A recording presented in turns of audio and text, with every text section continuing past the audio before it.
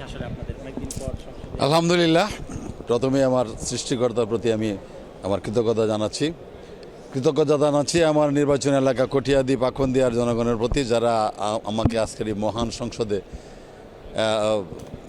Parliament member করে পাঠিয়েছেন, তাদের প্রতি কৃতজ্ঞতা জানাচ্ছি। আসলে এই অনুভূতি, এটা খুবই আবেগপূর্ণ একটা অনুভূতি।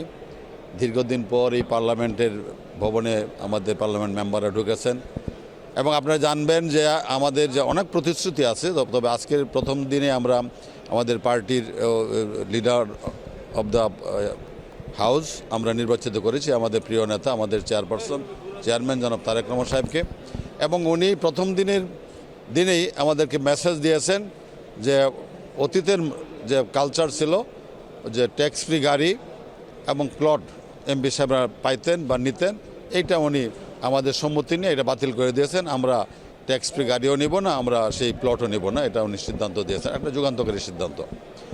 আর আমার এলাকার সেই কটিয়াদি পাখন্দিয়ার মানুষের প্রত্যাশার জন্য অনেক রাস্তাঘাট, school, culvert, bridge, school, college, মাদ্রাসা, মসজিদের উন্নয়ন করতে হবে।